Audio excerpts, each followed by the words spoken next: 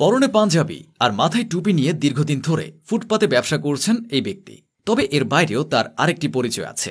ব্যবসা করার পাশাপাশি তিনি মসজিদে 5 ওয়াক্ত নামাজ পড়ান। হ্যাঁ দর্শক, ঠিকই শুনেছেন। আজানের সময় হয়ে গেলে দোকান বন্ধ করে তিনি মসজিদে ছুটে যান। তখন কোনো কাস্টমার আসলেও লাভ হয় না। তিনি সরাসরি জানিয়ে দেন নামাজের পরে আসতে। ইমামতি এবং ব্যবসাকে একসাথে চালিয়ে নেওয়া এই ব্যক্তির নাম হাফেজ বিল্লাল। আমাদের দেশে সবথেকে অবহেলিত মানুষের মধ্যে আলেম সমাজ অন্যতম। অনেক জায়গাতেই মসজিদে নিয়োজিত থাকা ইমামদের সঠিক সম্মানই দেওয়া হয় না। সেই অবহেলিত আলেমদের জন্য হাফেজ বিল্লাল যেন অনন্য দৃষ্টান্ত। তিনি ফার্মগেট বিটিএস সেন্টার প্লাজা মসজিদে ইমামতি করছেন, পাশাপাশি ফুটপাতে ছোট দোকান দিয়ে ব্যাগের ব্যবসা চালিয়ে যাচ্ছেন। দীর্ঘ 18 বছর ধরে তিনি ফার্মগেট এলাকায় ইমামতি করছেন। ছোটবেলা থেকেই ব্যবসার প্রতি হাফেজ বিল্লালের অন্যরকম আগ্রহ ছিল। আগেও তিনি নানা ছোটখাটো ব্যবসায় জড়িত ছিলেন, তবে শুরুটা হয়েছিল মাত্র 500 টাকা পুঁজি দিয়ে। আগে তিনি আয়না, চিরুনি ও ব্রাশের মতো জিনিস বিক্রি করতেন। ধীরে ধীরে তার সেই ব্যবসার পরিধি বড় হয়েছে, বেড়েছে তার অভিজ্ঞতা। সেই অভিজ্ঞতা থেকেই একটা সময় ব্যবসার ধরন বদলেছেন। সাধারণত ফার্মগেট এলাকায় শিক্ষার্থীদের আনাগোনা বেশি থাকে। এখানে অন্যান্য জিনিসের থেকে শিক্ষা সামগ্রীর চাহিদাও বেশি, আর শিক্ষা সামগ্রীর মধ্যে ব্যাগ হলো অন্যতম। তাই হাফেজ বিল্লাল ব্যাগের ব্যবসার সিদ্ধান্ত নিয়েছিলেন। সেখানেও হয়েছেন সফল।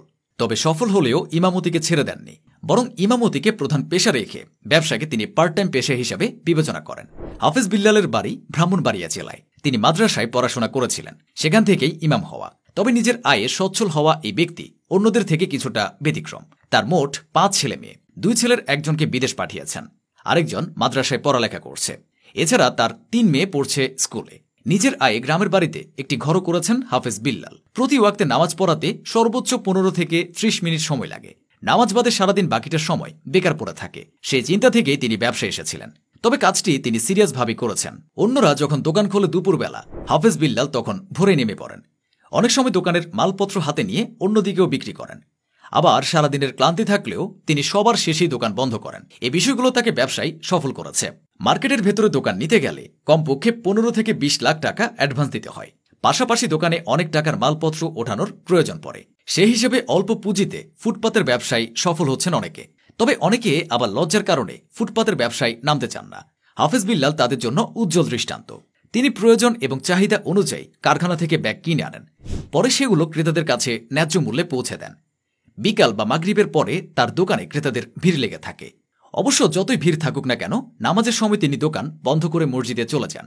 তার পেছনে নামাজ আদায় করে অসংখ্য মুসল্লি। ওই সময়টায় তার দোকানের জিনিসপত্র পাশের দোকানদাররাই দেখভাল করে।